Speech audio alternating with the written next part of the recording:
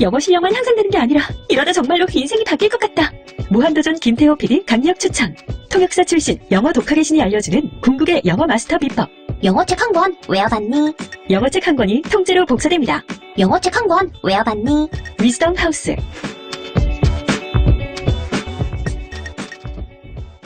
엄마, 나 가게 안 하고 싶은데. 너 가게 해봤니? 농식 만들어봤니? 인테리어는? 집기는? 일할 사람은? 운영은? 가게 자리는? 퇴근은? 너 돈이 있니? 난 요술램프 몬스터 셰프다. 네가 원하는 모든 것을 들어주마. 맛집의 맛을 똑같이 만들어줄 수 있어요. 맛뿐만 아니라 돈과 청음의 모든 비법을 알려주겠노라. 야하! 이젠 걱정 고민 끝. 네이버 검색창에 몬스터 셰프라고 쳐주세요. 상담 문의 02-458-8838 몬스터 셰프. 야, 이 부장! 네가 부장이면 땅이야! 저 인간 저거들 제 오늘도 술술 풀리고 안 먹고 회식 왔냐? 내일도 신체 상태로 출근하겠구만. 아유. 고려 생활 건강 술술 풀리고 음주전 한포가 당신을 지켜드립니다. 특허받은 천연 유래 성분 숙취 해소제 술술 풀리고를 은하계 최저가로 딴지마켓에서 만나보세요. 고민을 넣어주는 친구 쇼한 침대. 쉴 침대가 고민을 들어준다고? 편안한 저자리의 친구 쇼한 침대. 그렇게 편안하니? 머리부터 발끝까지 너무나 포근한 느낌. 오늘부터 내 친구 쇼한 침대. 어디에 있다고? 딴지마켓에 있네.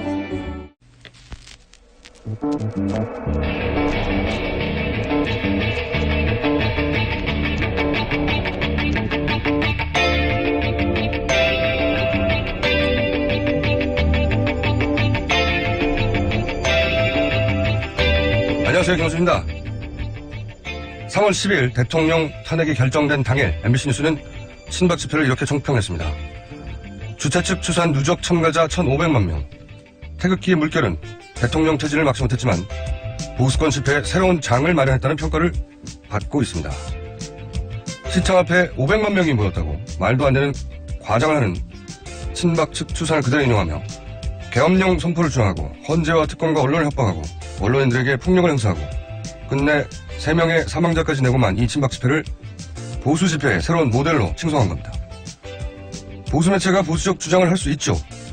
하지만 지금 MBC 뉴스는 아무리 양보해도 보수 매체라 보수적인 주장을 하는 게 아니죠. 보수라면 오히려 법 질서를 위반하는 폭력과 위법에 비판적이어야 합니다. 이 정도면 MBC 뉴스는 보수적이 된 게 아니라 그냥 친박이 된 겁니다. 김원준 생각이었습니다.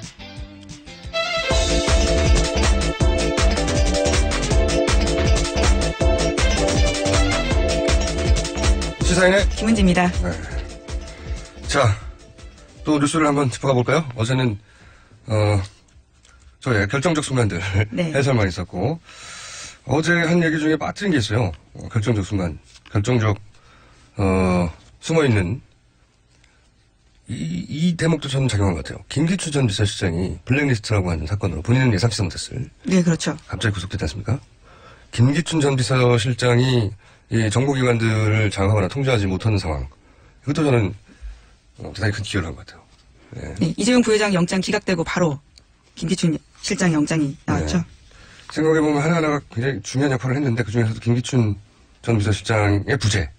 예, 아주 되짚어보면 중요한 역할을 했다. 눈에 띄는 뭔가 없었지 않습니까 그때? 네. 제가 그걸 하나 빠뜨렸어요. 자, 새로운 뉴스 뭐가 있습니까? 네, 어제 이정미 재판관의 헤어롤 이야기 한참 했었었는데요. 네. 헌재가 이 헤어롤을 보관하는 방안을 검토하고 있다라는 경향신문 보도입니다. 헌재 관계자가 네. 뉴스 공정을 듣고 있는 모습으로 그렇게 보입니다. 강력히 저는 추정하는 바입니다. 물론 그런 생각을 하실 수 있죠. 네, 따로. 하지만 저는 그냥 우깁니다. 뉴스 공장을 듣고 이렇게 된 것이나 그만한 상징성이 있죠. 헤어롤 자체야 흔한 거지만 사실 그 외국의 박물관 기념관 가보면 아무것도 아닌 물건들 많거든요. 역사적 의미를 부여하면 되는 거니까요. 그렇죠. 예, 너의 이름을 불러주기 전에는 있잖아요. 예, 김춘수 시인의 꽃이 되었네요. 아니 변기도 예술이 되는 거예요. 어떤 스토리와 의미를 부여하느냐에 따라서 헤어롤 자체는 아무것도 아니지만 그 전반적인 전체 과정, 뭐 그 사진이나 그 앞뒤에 세월호 7시간 때 머리 이야기라든지 그 앞뒤 사정을 전부 다 설명하고 우리는 다 기억하고 알고 있지만 한 50년 100년 지나면 이 헤어롤이 왜 중요한지 모르진 그 자체는 중요하지 않은데 사진이나 그 전후의 사정을 설명 듣고 보면 굉장히 재밌는 기록할 만한 남길 만한 물건이라고 봅니다. 네. 네, 그래서 이 헤어롤 지금 헌재가 확보할 예정이다라고 보도하고 있는데요. 네. 헤어롤은 현재 이정미 재판관 집에 있다라고 합니다. 그렇겠죠. 근데 본인이 그날 쓴 헤어롤이 그 두 개가 뭔지 어떻게 구분하죠? 따로 챙겨놨을 수도 있을 것 같은데. 그렇기 때문에 예. 구분이 안 되기 때문에 저는 그 집에 있는 모든 헤어롤을 수거하여서 이 중에 두 개다라고 주장해야 된다고 봅니다. 자, 다음 뉴스는요. 네, 친박계 의원들이 자택 비서진을 꾸렸다라는 내용인데요. 역할을 배분해서 친박계 핵심 의원들이 박 전 대통령을 중심으로 빠르게 결집하고 있다라는 겁니다. 총괄에는 서청원 최경환 의원, 정무에는 윤상현 조원진 의원, 법률에는 김진태 의원, 공보에는 민경욱 의원 등입니다.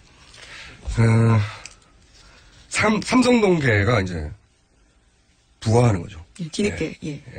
아래서 깨어나는. 원래 이제 동교동계, 상도동계, 이런 식으로 김영삼, 김대중 전 대통령 계보 라인들을 표현을 했었는데, 근데 차이가 있다면 이제 그분들 민주화 운동을 하는 과정에서 자연스럽게 리더로 부상하고, 그러면서 이제 대통령 만들기 위한 그런 계보가 된 건데, 여기서 이제 대통령 끝나고, 본인들이 살려고 모이기 시작한 거죠. 다 죽을까봐. 삼성동계가 탄생한다, 부화하고 있다. 오래 가지는 않을 거라고 봅니다, 저는 개인적으로. 자, 다음 뉴스는요. 네, 이 중 한 명인 조원진 의원이요. 어제 박 전 대통령 자택을 찾았습니다. 1시간 동안 있다 나왔는데요. 조 의원은 박 전 대통령을 만난 다음에 이렇게 전했습니다. 조금 몸이 안 좋은 것 같다면서요. 다리 발목을 다쳤다라고 근황을 전했고요. 또 보일러가 거의 작동이 안 돼서 거실이 추운 것 같다면서 조금 힘들어한다. 이렇게 이야기를 한 겁니다. 저는 이 뉴스를 보자마자 무슨 생각을 했냐면, 이 대통령, 전 대통령 소환, 수사, 이런 얘기 계속 나오지 않습니까? 검찰도 나름의 스케줄을 가지고 있겠죠. 이번에 아프실 것 같아요. 네, 검찰도 이 대목을 네. 주목하고 있다고 합니다. 네. 아프다라는 부분요. 그 전에, 뭐랄까요? 이런 걸 전문용어로 약을 친다고 하죠, 미리. 아프실 것 같아요, 예. 그 전에. 네, 이미 거동이 힘들다라는 취지의 이야기를 한 겁니다. 다리와 발목을 다쳤다라는 거거든요. 다리와 발목 정도가 아니라 몸이 안 좋은 것 같다는 표현 있잖아요. 네. 저는 어쨌든 병원에 가시지 않을까. 조만간, 예. 그리고 이제 거실이 추운 것 같다 뭐 이런 얘기 하는데 그건 뭐 전기 난로가 많거든요. 예, 골로도 있고, 예.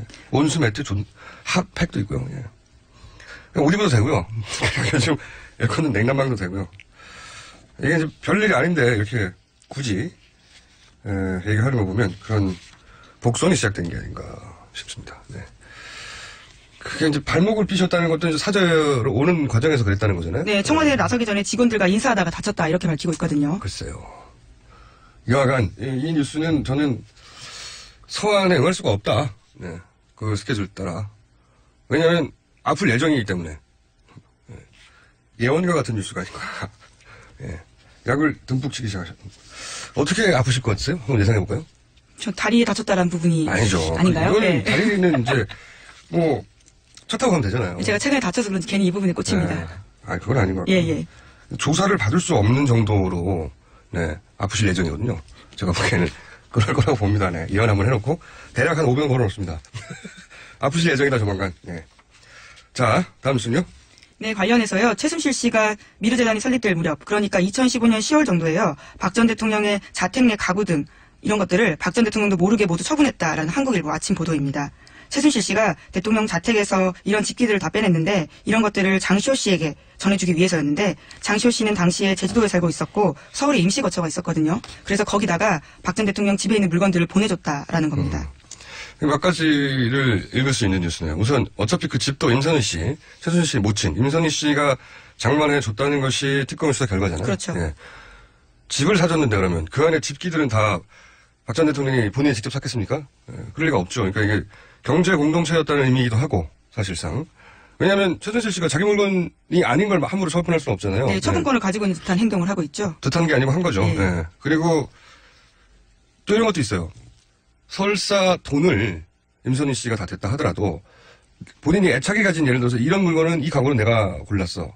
이랬다면 돈은 줬다 하더라도 그걸 함부로 처분 못 하거든요. 그것도 아니라는 거죠. 그러니까 생활인으로 일상인으로 결정 같은 것도 다 누군가 대신해줬다는 거죠. 예. 이 가구도 뭐 본인이 산 것도 아니고 집 사면서 쑥 같이 들어간 그래서 공산이 크죠. 집만 덜렁 들어갔을 리가 있습니까? 그 안에 일체 집기 한꺼번에 들어갔을 텐데 그런 것도 이제 본인이 박찬대 본인이 안 샀다는 거죠. 예. 모델 하우스 인생인 거죠. 최순실 씨가 이걸 처분했다는 뉴스가 소스가 누굴까요, 근데? 네, 우선 장시호 씨의 전원처럼 기사에는 나와 있습니다. 집길로 옮긴 A씨도 등장하긴 하네요. 예, 그렇죠. 네. 모델 하우스 인생인 거예요. 지금도 집기들이 그렇게 들어왔잖아요. 예. 자, 다음 뉴스는요? 네, 또 박 전 대통령 지지자 10명 넘게가요. 전날 자택 주변에서 밤을 지새웠습니다. 게다가 그 앞에서는 친박 시대들 간의 다툼도 벌어졌는데요. 박근혜 지킴이 결사대 소속 일부가 목숨을 내놓고 싸우자라면서 입단서를 받았거든요. 그러자 다른 참가자들이 대통령님은 이런 거 좋아하지 않는다라면서 반발을 했습니다. 아, 서로 싸웠다? 예. 네. 그러다가 언성이 높아지자 한 남성이 반발하는 여성의 뺨을 때리는 등 분위기가 험악해졌다라고 합니다. 또 자기들끼리만 싸운 게 아니라요. 교통정리하고 있던 경찰과 실랑이를 벌이다가요. 경찰을 차에 치이게 했던 60대 남성도 있었고요. 또 게다가 취재진과 경찰을 동시에 때려서 남성 2명이 현행범으로 체포됐습니다. 그리고 또 거기가 바로 동네거든요. 좋은 집들 굉장히 많습니다. 삼성동이어서요. 그런데 동네 주민들이 시끄럽다 이렇게 항의를 하자요.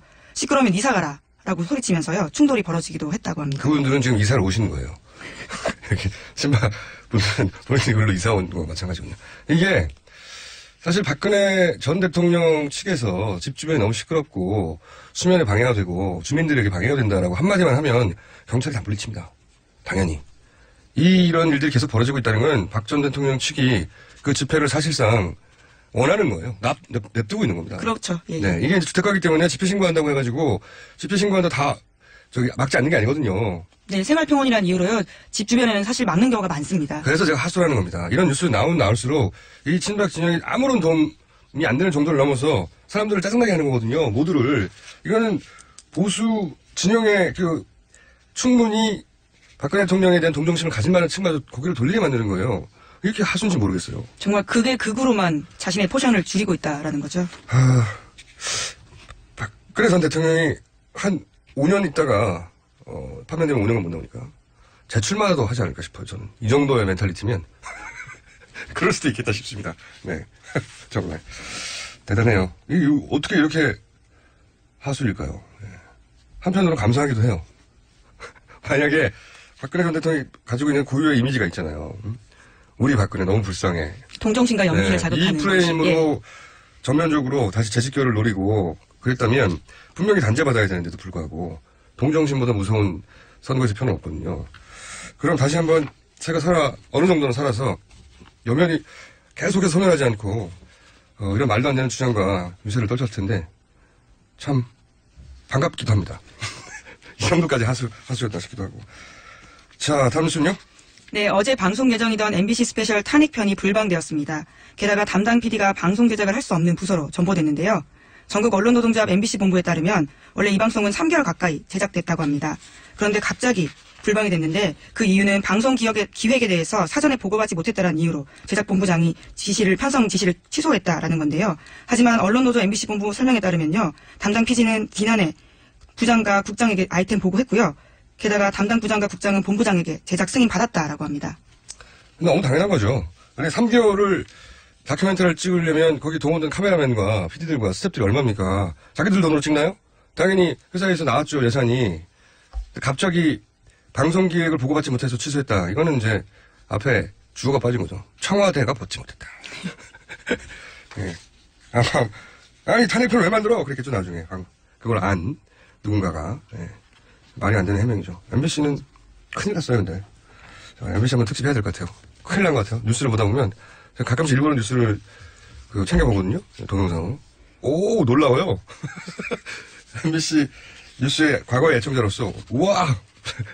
탄성을 지르게 하는 뉴스들이 많이 나옵니다. 네. 저희 취재 기자들도 친박 집회 취재 많이 가거든요. 네. 거기서 웬만한 기자들 다 맞거나 쫓겨나거나 박대받습니다. 네. 심지어 조중동과 같은 보수 언론도요. 네. 그런데 유일하게요. MBC에 대해서만 애국 언론이라고 하면서요. 그분들이 자리를 내준다고 보수 합니다. 매체가 아니에요. 이제 네. MBC는 친박 매체라고 현장에서 인증받고 있고 네. 실제 뉴스의 내용도 듣다 보면 우와! 하는 소리가 나와요. 네, 그분들 표현으로는 애국 매체라고 합니다. 화가 난다거나 쟤들 왜 저래 이게 아니고 우와!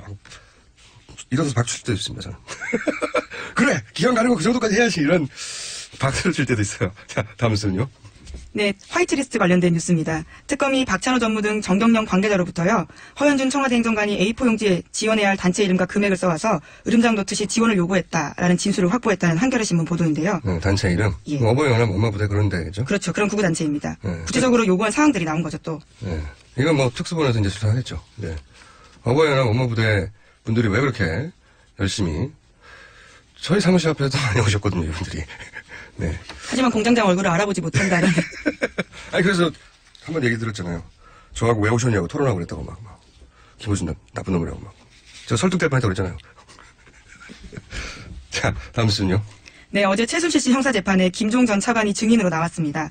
김종 전 차관은 여기 나와서요, 2015년 박근혜 전 대통령 지시로 박상진 삼성전자 사장을 만났고, 그 이후부터는 박 사장이 2, 3개월에 한 번씩 자신에게 정유라 씨에 대한 지원 사항을 설명했다라고 증언했습니다. 그러니까 삼성 사장이 김종 전 차관에게 정유라 씨에 대한 지원 사항을 주기적으로 보고했다는 거잖아요. 그렇죠. 이렇게 하고 있다고. 삼성전자 사장이 왜 개인 정유라 지원을 문체부 차관에게 주기적으로 설명을 했겠어요. 대한민국 선수들을 이렇게 지원하고 있다. 이것도 아니고 선수들 몇 명인데요. 우리 정유라 개인에 대한 지원 사항을 보고 있다는 거잖아요. 예. 이랬다는 거는 이제 김종 차관한테 알려지면 최순실한테 올라간다는 걸 알고 있었다는 거죠. 그리고 최순실한테 가면 박근혜 전 대통령한테 간다는 것도 알고 있었다는 거죠. 삼성은. 그러니까 김종 차관한테 삼성전자 사장이 왜 정유라 관련 보고를 문체부 차관한테 합니까? 말도 안 되는 거죠. 예. 자, 굉장히 재밌는 뉴스네요, 근데. 이런 식으로 보고를 받았군요. 매번 직접 만나지 않고 2, 3개월에 한 번씩 주기적으로 보고할 사항이 있었나 보죠. 김종 전 차관에게 삼성전자 사장이 보고를 했다. 재밌습니다. 김종 전 차관이 이렇게 증언했다는 거죠. 예. 자, 다음 수는요. 네, 성형외과 원장 김영재 씨가 박근혜 전 대통령과 암호를 정해놓고 청와대에 들어가서 미용 시술을 했다라는 한국일보 보도인데요.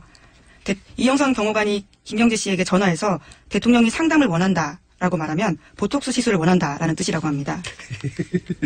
또 대통령이 불편해한다. 대포폰으로 했잖아요. 대포폰으로. 예, 그렇죠. 네. 이중 보안, 철저한데요, 보안이.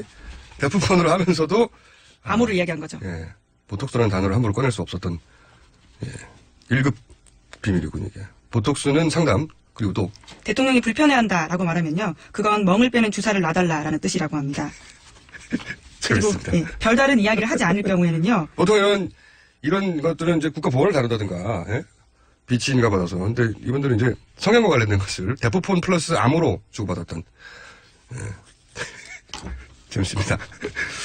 그리고요. 예, 별다른 말을 하지 않을 경우에는요, 들어가서 김영재 씨 사업과 관련된 이야기나 혹은 일상 대화 또는 기도를 했다라고 합니다. 재밌네요. 그리고 또 시술에 필요한 주사기는요, 사전에 관저에 보관해 두기도 했고요. 또 히알라제라고 해서 멍을 빼는 주사약이 있거든요. 그것도 관저에 두고 왔다라고 합니다. 자주 있었다는 얘기죠, 이게. 예, 이런 일들이. 그러니까 아예 놓고 다니는 거 아닙니까? 예, 거기에. 김영재 씨가 인정한 것만 오해인데요. 아마 그 네. 이상으로 보입니다. 그러니까요. 예. 오해면은 뭐 1년에 한 번 정도밖에 안 했다는 얘기인데, 그러면은 이렇게 놓고 다니는 리가 있나요? 이런 뉴스를 보면 청와대에서 이제 대량 구매했던 각종 약품들 있지 않습니까? 무슨 마늘 주사니, 무슨 백옥 주사니. 그거 다 청와대 직원들이 나눠받았다 그러고 말도 안 되는 소리인데, 그 말도 안 되는 소리를 약이 너무 많으니까 할 수 없이 그렇게 거짓말을 했는데, 이게 전부 대통령 본인의 피부 미용을 위해서 청와대 예산으로 그런 약들을 샀다고 강력하게 의심할 수밖에 없는 정황인 거죠. 예, 다른 것들이 놓고 다녔고. 아, 참. 자, 다음 수는요? 네, 우병우 전 민정수석의 아들 우아무개 씨가 미국으로 출국했다라고 합니다. 지금 검찰 조사 받아야 될 상황인데요. 나가버렸고요. 검찰은 법무부에 입국 시 통보 요청을 했다고 합니다. 입국 통보? 예. 네. 저랑 그 주진우 기자랑 이런 거 받을 때 있어요. 입국 통보 들어오면 출국 금지가 되신 적은 없으신가요, 혹시? 출국 금지 되기 전에 나갑니다. 아, 네. 입국 통보라는 게 이제 이런 거거든요. 들어오는 대로 부르려고 하는 거거든요. 예. 입국 통보. 굉장히 반감된 단어, 입국 통보. 네. 오늘 여기까지 하겠습니다. 네. 이사연의 김은지였습니다. 감사합니다. 굶고 뛰고 땀 빼고 다 해봤다. 그래봐야 소용없었다. 다이어트는 결국 먹는 게 문제다! 동결건조 채소와 곡물, 단백질, 그리고 효소와 비타민, 미네랄로 만든 다이어트 전용 그린 스무디로 하루 한두 끼만 바꿔 드세요. 검색창에서 비타샵을 검색해주세요. 아무도 묻지도 따지지도 않고 가입하셨다고요? 보험은 너무 어려워요. 걱정 마십시오. 마이보험 체크가 도와드립니다. 1800-7917 마이보험 체크로 지금 전화주세요. 1800-7917 이미 가입한 보험이나 신규 보험도 가장 좋은 조건을 체크해서 찾아드립니다. 인터넷 한글 주소 마이보험.com 또는 카카오톡에서 아이디 검색 마이보험을 친구 추가하여 상담하실 수 있습니다. 여성 여러분, 골반이 삐딱하면 허리가 아파요. 아랫배가 나와요. 골반이 바로서야 건강도 아름다움도 바로섭니다. 바디로직을 입으세요. 토크밴드의 입체적인 탄력이 틀어진 골반을 바로잡습니다. 간편하고 확실한 골반 교정 타이즈 바디로직. 삐딱한 남성 골반에도 역시 바디로직. 바디로직의 효과를 못 느끼셨다면 100% 환불해드립니다. 자세한 환불 조건은 홈페이지를 참조하세요.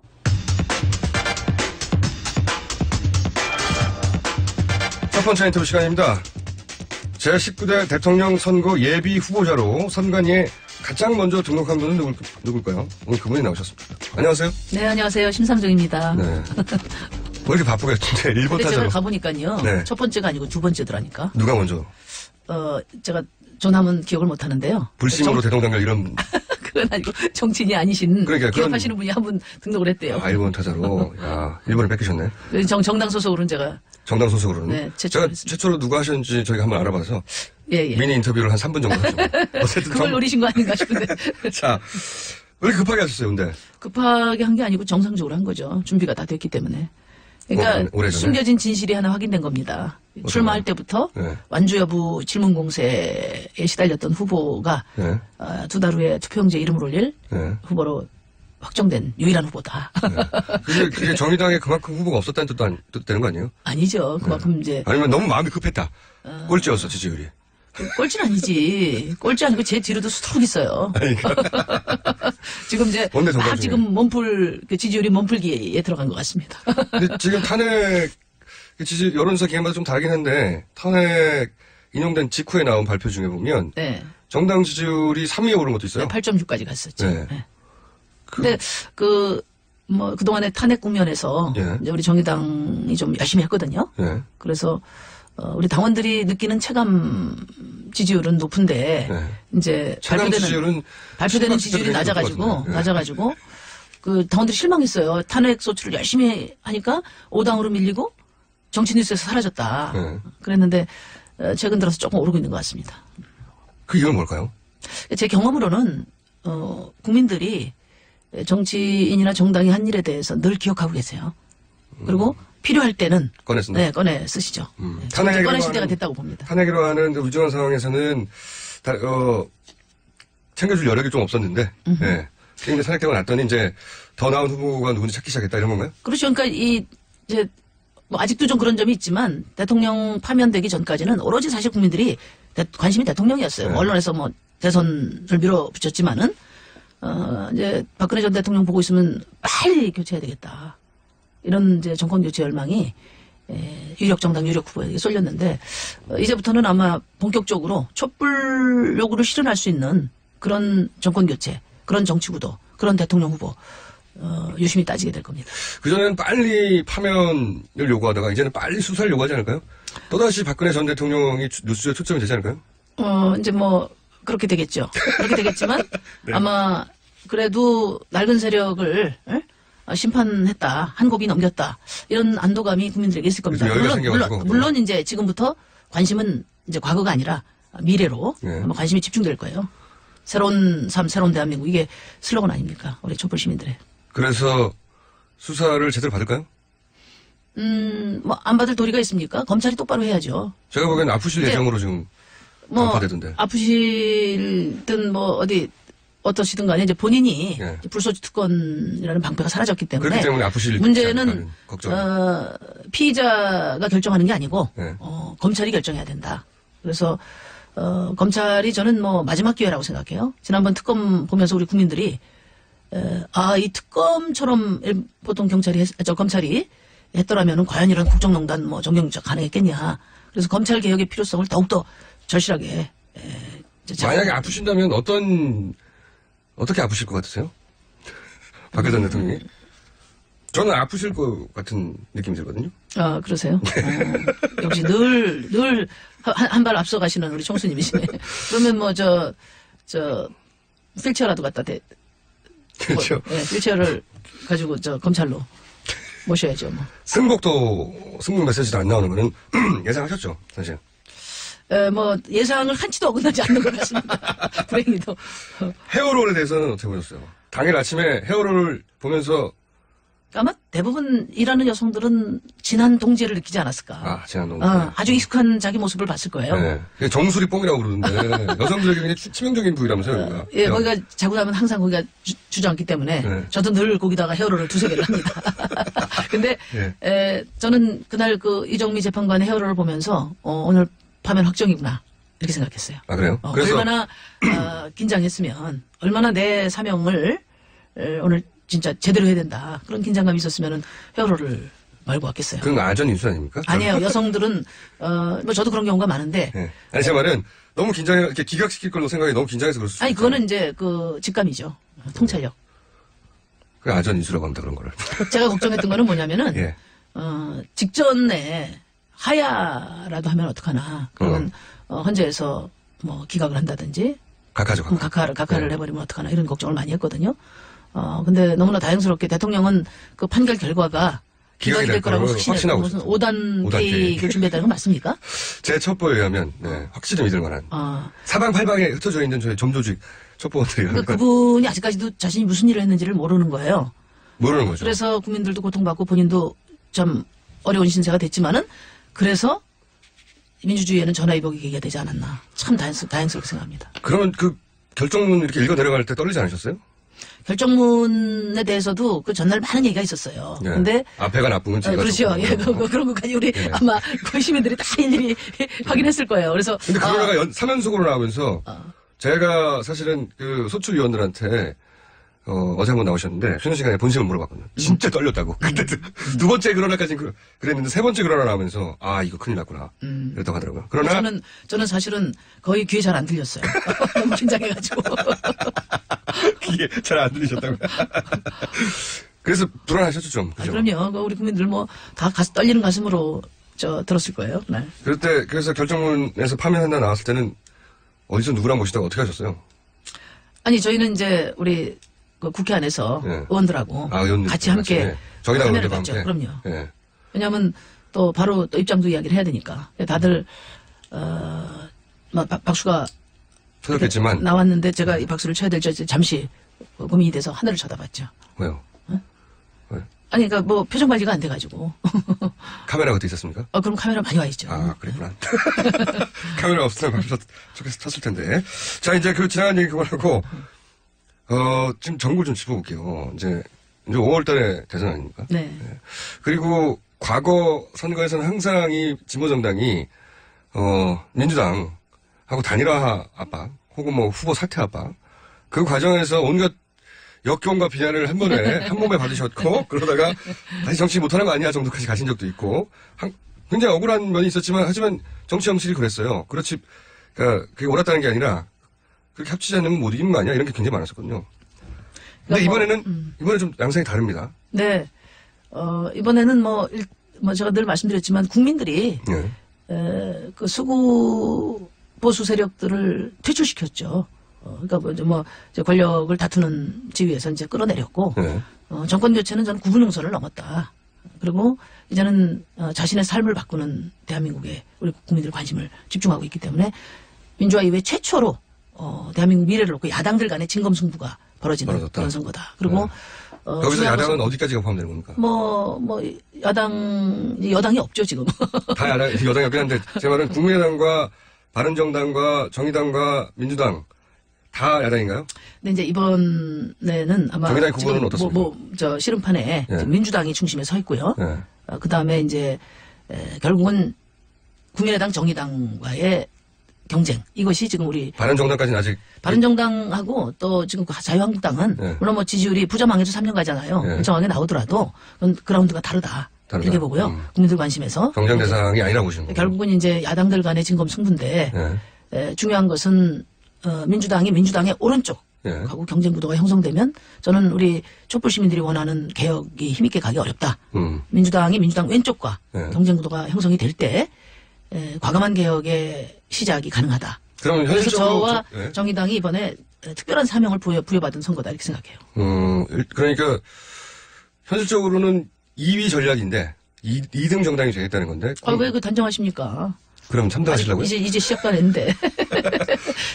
현재 기준으로 볼 때, 지지율 기준으로 볼 때 2위 전략인데 국민의당을 제끼고 보다 진보적인 방향으로 제가 이제 우리 안철수 후보님보다 더 전망이 있다 이렇게 보는 이유는 그거는 현실적으로 지금 지지율로 입증된 적이 없지 않습니까? 지지율이라는 건 늘 변하는 것이고 이제부터 시작이니까. 근데 이제 그런 이유는 뭐냐면 안철수 후보는 민주당보다도 더 온건 개혁의 입장이지 않습니까? 그렇죠. 더. 근데 우리 시민들의 바람은 좀 더 민주당보다 왼쪽 과감한 개혁 쪽에 있다. 그 자리에 바로 제가 서 있기 때문에 물론 이제 제가 어느 만큼 우리 국민들의 바람에 부응하느냐 하는 것이 남아있지만 어쨌든 이번에는 시민들이 단지 뭐 민주당에서 새누리당에서 민주당으로 정권교체 이거라도 하자 또는 뭐 누가 대통령이냐 여기서 그 관심이 그치지 않는다고 봅니다. 60년 된 이 기울어진 운동장 그 오른쪽으로 극단적으로 경도돼 왔던 이 정치판을 어떻게 바꾸느냐 이게 가장 큰 관심사 아니겠냐 그렇게 저는 보고 그래서 제가 안철수 후보는 보다는 더 잘해야 촛불 시민들의 안철수 승리에 후보가 본인이 기여할 더 수 있다 나은 이렇게 점이 생각합니다.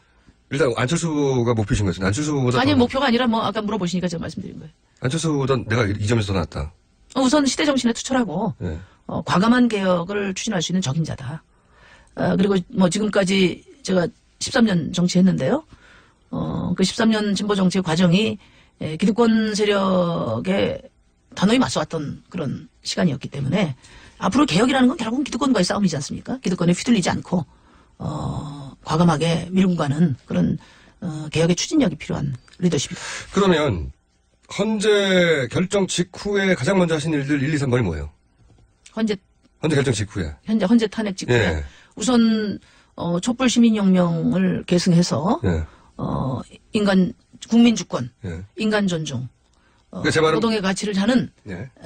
민주공화국 선언을 했죠. 제 말은 그 말로 한 거 말고 실제로 행보가 그 첫 행보들이 어떤 거였습니까? 예를 들면 뭐 문재인 전 대표는 팽목항에 간다든가 각자 본인이 생각하는 가장 중요한 아젠다를 저희는 이제 토요일 날 예. 그러니까 토요일 이틀 동안 우리 당의 각 지역위원장, 지역위원회 운영위 대의원까지 전부 예. 모아서 워크숍을 했습니다. 예. 촛불 시민 항쟁을 어떻게 개선할 것인가?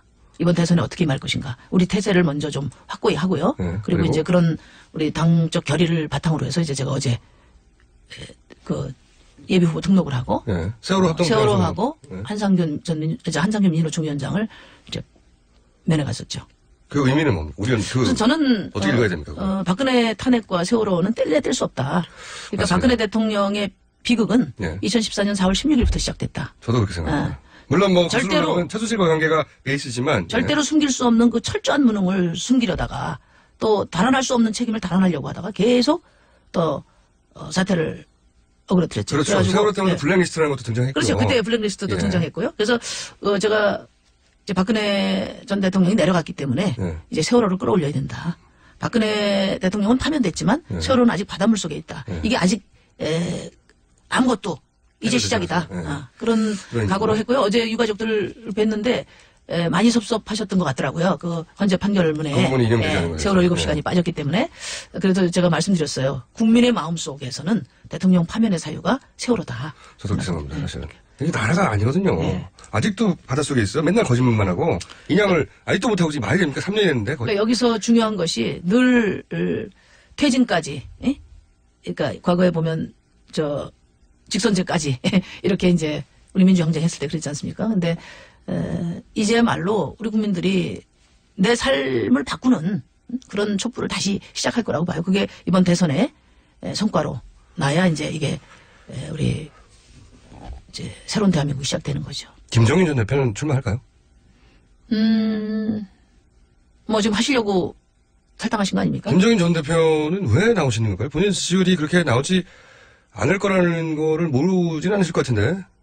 다 이제 어르신들은 예. 다 자신으로 보는 세계관에 대한 말을 이렇게 어렵게 하십니까? 아니 왜 나오시는 잘못하면 겁니까?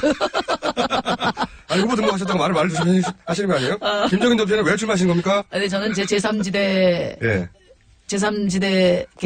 개헌을 고리로 한 제3지대에 관심을 갖는 분들은 대통령에 관심을 갖는 분들은 별로 없는 것 같고요. 예. 대체로 다 총리 워너비들이 아니신가 그런 본인 생각이 듭니다. 개인의 지지율은 낮지만 국회의원 사이에 조정 능력이나 본인의 입지로 생각할 때 그 내각제가 구성되거나 혹은 개헌이 돼가지고 분권형에서 국회의원들을 뽑을 때 좀 하게 되지 않겠냐 이런 생각으로 나온다는 거죠. 그러니까 이제 이번 대선이 아니고 예. 3년 개헌된 후에 후에. 본인들 계획으로는 이제 3년 후에 그럼 김정인 전 대표는 본인이 왜 총리가 될 수 있다고 생각하실까요? 아니 이제 그분은 그런 전망을 제시해서 총리 워너비들을 제3지대로 모으시려고 하는 거죠. 그래서 이번에 대통령을 해보겠다. 이런 생각이 아니신가요? 유의미한 역할을 해낼 거라고 보십니까? 의미 있는 지지율이 나오거나? 저는 쉽지 않다고 보고요. 네. 이미 제가 썰전 때도 그런 말씀을 드렸는데 국민들이 판을 흔들고 있는데 지금 60년 대한민국 정치판이 요동을 치고 있는데 거기서 기울어지는 운동장에서 쓰던 기술들 과거 기술들을 가지고 네. 하다가는 이제 다 대치기 당하는 거죠. 황교안 대행은 출마합니까? 황교안 대행은 출마 못할 거라고 봅니다. 하면 어떻게 하시려고요? 하면 뭐 좋은 거 아닌가요? 아니 너무 솔직히 얘기했나? 근데 좋은 거 아닌가요? 그 양심이라는 게 있는 거죠. 양심이라는 게 도리라는 게 있고 지금 탄핵된 정부의 2인자잖아요. 네. 사실은 황교안 총리도 이미 탄핵된 거나 다름없습니다. 최소한의 지금 선거 관리 잘 하고 이제 가시라 이런 건데 본인으로서는 이제 그렇게 되면 패족 총리로 남을 가능성이 크니까 출마하지 않고 이렇게 이 정부와 함께 마감되고 나면 검찰의 수사대장이 될 수도 있잖아요. 물론이죠. 그러니까 오히려 정치적으로 살아남기 위해서 혹은 그 이유를 생각하기 위해서라도 출마해야 되지 않을까요? 물론 이 자유한국당의 요청도 있을 것이고요. 지지율도 한 10% 정도 서로 계속 유지하고 있고요. 그러니까 근데 황교안 총리가 그렇게 천지분간을 못하는 사람이라고 생각은 안 듭니다. 왜냐하면은 말을 이렇게 막 하십니까? 그럼 남은 천지분간이 그래서 못하는 사람이 되는 거잖아요. 저는 황교안 권한대행이 네. 최소한의 어떤 양심과 도리를 잊지 말고 권한대행을 마무리하기를 바랍니다. 국민의 하여튼 간절한 바람이죠. 그분들끼리 생각하는 그분들 나름의 도리가 또 있을 테니까요. 저는 가능성이 개인적으로 높다고 보긴 합니다만. 하여튼 나오면 감사하게 생각하신다는 거죠. 본인이 황교안 대행이 후보가 되면 황교안 대행 정도 내가 이길 수 있다고 생각하신 거예요? 지금은 이제 보수를 지지했던 분들이 지금 어디 마음 둘 데가 없으시잖아요. 그렇죠. 예, 그러니까 황교안 총리로 이렇게 지지가 몰리는 건데 이제 대선 주자로서의 황교안이 과연 말이 되나 이런 생각을 당연히 하시지 않겠어요? 예. 자, 홍준표 도지사. 오늘 이렇게 머리 아픈 분들을 자꾸만 꺼내십니까? 홍준표 도지사 지지율, 최종 지지율은 몇 프로 예상하십니까? 근데 자유한국당 후보가 되시겠나요? 글쎄요, 다퉈봐야 알겠죠. 박근혜 대통령에 대한 충성도가 낮기 때문에 쉽지 않을 것 같은데요. 이번 대선에서 가장 중요한 이슈는 뭐가 될 것 같고, 그리고 심상정 후보님의 등록하셨으니까 이제 후보라고 불러도 되겠네요. 후보님의 메인 메시지는 뭡니까, 이번에? 그러니까 정치도 경제도 먹고 살기 위한 수단이다, 방편이잖아요. 결국은 잘 먹고 잘 살려고 하는 거죠. 네, 먹고 살면서 존엄성을 지키는 거. 그렇죠. 그 자리 좀 차이 나는 거죠. 진보와 보수가. 그게 지금 우리 국민들이 가장 바라는 것이고, 네. 그게 다음 정부의 제일 과제가 돼야 된다. 네. 이렇게 생각합니다. 그래서 제가 그 슬로건으로 노동 있는 민주주의를 내걸었는데요. 노동 있는 민주주의. 네, 왜냐하면은 사실 민주화 이후에 6명 대통령을 뽑고 2차례 정권 교체가 있었잖아요. 네. 그럼에도 불구하고 어떤 한반도 평화나 또 정치 개혁에 있어서는 보수 진보 차이가 컸지만 경제 민생에 있어서는 지난 60년 정부가 다 친재벌 정부였다. 저는 그렇게 생각하거든요. 정의로운 경제인가요, 한마디로 하면? 네, 그래서 이번에는 친노동 개혁 정부를 세워야 된다. 친노동이라는 게 어떤 의미예요? 친노동이라는 게 이제 땀 흘려 일한 사람들이 그 정당한 대가를 받을 수 있도록 정책과 또 우리 사회 시스템을 다 고치자는 거죠. 친노동이라는 게. 네, 아까 말씀드린 것처럼 먹고 사는데 먹고 살면서 존엄성을 지킬 수 있는 사회 만들자는 거죠. 그게 구체적으로 어떤. 지금 가장 힘든 게 이제 결국은 비정규직 노동자들이잖아요. 비정규직 문제부터 해가지고. 네. 그리고 본국장이 2천만 중에 1,000만이 평균 200만 원 못 받는단 말이에요. 이분들이 어떤 존엄성을 지키며 살기 어렵잖아요. 그리고 예를 들면 지금 자영업자도 560만인데 제가 우리 당에서 나온 통계를 보니까 그 매출이 200만 원이 안 되는 분이 30%가 되거든요. 1,000만 중에. 네, 거의 560만 중에 560만. 거의 사실 힘들어요. 그다음에 벼농사 지어봐야 지금 농업소득이 월 94만 원이니까 진짜 열심히 일하는 노동자나 자영업자나 농민들이나 이런 분들은 지금 인간의 존엄성을 지금 유지할 수 없는 사회다 이렇게 볼 수 있어요. 대표님. 네. 그래서 그 문제. 시간이 다 됐어요. 네네. 벌써요? 네. 어머나. 그래서 다음에는 저희가 1시간 뽑을게요. 감사합니다. 네. 제가 조금 뉴스공장에 이제 자주 시간을 주셔야 돼요. 알겠습니다. 이게 고품격 정치 담론을 찍어내는 직접 여러 나오시면 공장에- 저희가 충분히 시간을 뽑는 걸로 약속드리겠습니다. 그래, 알겠습니다. 네. 정의당 심상정 대표였습니다. 감사합니다. 네, 감사합니다. 3부에서 뵙겠습니다.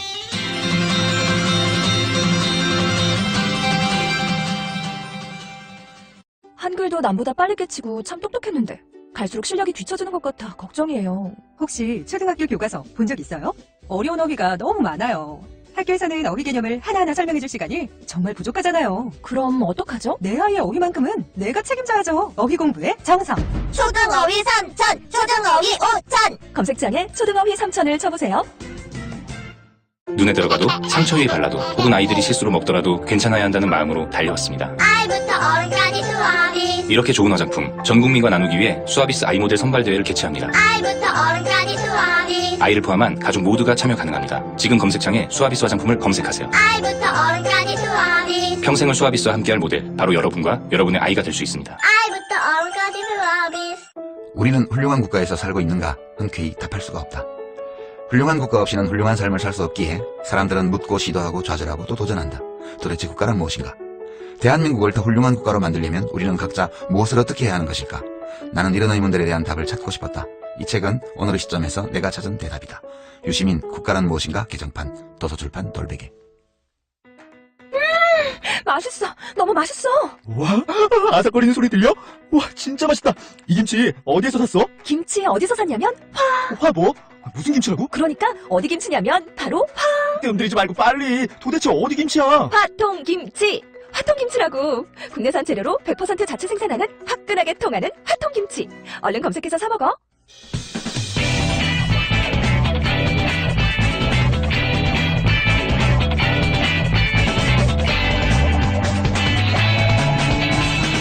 김어준의 뉴스 공장.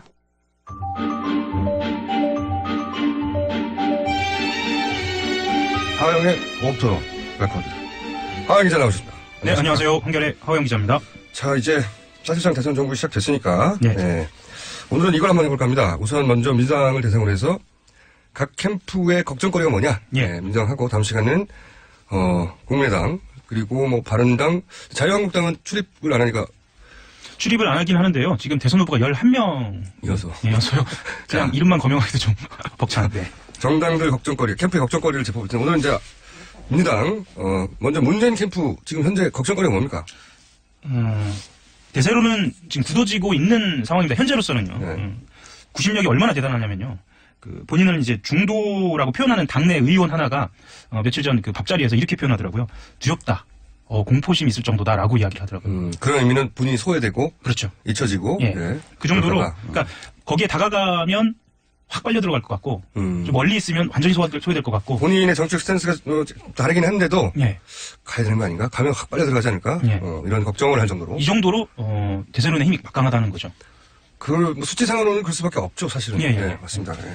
그리고 특히나 이제 박근혜 전 대통령이 불복을 하고 있는 상황이기 때문에 그 구심력, 그러니까 빨아들이는 힘이라는 게 더 대단한 거죠. 박근혜 전 대통령이 야당의 선거를 더 주고 있어요. 그렇죠. 정치공학적으로 봤을 때는 네, 왜 그런지 모르겠어요. 반대편에 힘을 실어주고 있는 그런. 본인만 생각하다 보니까 그렇게 된 거거든요. 그렇죠. 오로지 본인만. 예. 자기 세력들만 생각하다 보니까 전체 선거 구도에서 야권을 도와주고 있다. 예. 거의. 상황이 이렇다 보니까 좀 답이 뻔할 수는 있겠는데 문재인 전 대표 자신 그리고 캠프 그 자체에 실수만 없으면 이대로 60이 지나는 거 아니냐. 자살골 넣지 말자는 예. 게 강하다. 예. 네, 그러다 보니까 각종 선거 국민의당 항상 구설이 있거든요. 그렇죠. 언제나. 예. 구설에 대한 반응 정도도 다른 캠프보다 훨씬 즉각적이고 또 강한 것 같아요. 그렇죠. 왜냐하면 기자들이 더 섬세하게 들여다보기 시작했어요. 원래 뭐 1등 후보는 보수 후보가 됐건 진보 후보가 됐건 항상 공격을 제일 많이 받는 건 당연하니까요. 예. 그리고 지금 모든 캠프를 통틀어서 캠프의 시스템을 들여다보는 곳은 그곳 한 곳밖에 없어요. 그리고 이제 지난 대선도 한번 했고 그때는 약간 예. 어설펐는데 이번은 제대로 하겠다고 캠프도 크고 예. 사람도 많고. 그러니까 당시에는 삼철, 예. 구인방 이래가지고 실세가 따로 있는 거 아니냐라는 분석도 나오고 실제로 그 일부 인사들이 물러나기도 했죠. 2012년 당시에요. 네. 근데 이번에는 사실 그런 이야기는 좀 나오고 있지는 않습니다. 네, 워낙 그 시스템적으로 하려고 노력하는 걸로 좀 보입니다. 예. 네. 그래서 특히나 주목하는 건 이제 말실수라든가 아니면 어떤 뭐 선정된 인사들에 대한 그 과거의 문제라든가 이런 게 이제 그 언론의 주목을 받는데요. 최근에 이제 보면은 그 노무현 전 대통령 서거를 계산된 것이라고 이야기를 했다가 네. 손혜원 전 홍보 부본부장이죠. 네.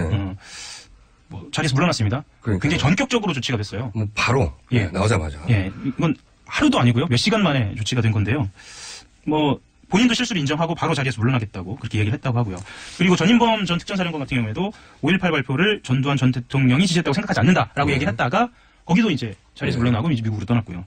뭐 이거는 사실은 이제 노무현이나 호남 이런 상징성을 갖고 있는 그런 부분들이 있는데 사실 좀 그렇지 않은 부분들도 있어요. 예를 들면 전윤철 공동선대위원장이 악성노조로 민간기업에서 일자리를 창출할 여력이 적다. 뭐 이렇게 해서 이제 악성노조 발언이라든가요. 애양저 최고위원이 반올림이라는 그 백혈병 지원단체를 전문시위꾼이나 귀족노조로 빗댄 경우에는 사실상 그냥 넘어간 그런 상황이죠. 이게 이제 노동 부분에 있어서 좀 소홀한 거 아니냐. 뭐 이런 지적. 사과 정도로 넘어갔다든지. 예. 그리고 이제 예를 들면 지지그룹 같은 경우에는 특히나 이제 그 양 최고위원 같은 경우에는 언론사 실명 거론하면서 그 일부 언론에 양 최고위원이 피해를 입은 것처럼 그렇게 좀 이야기가 오가고 있기도 하고요.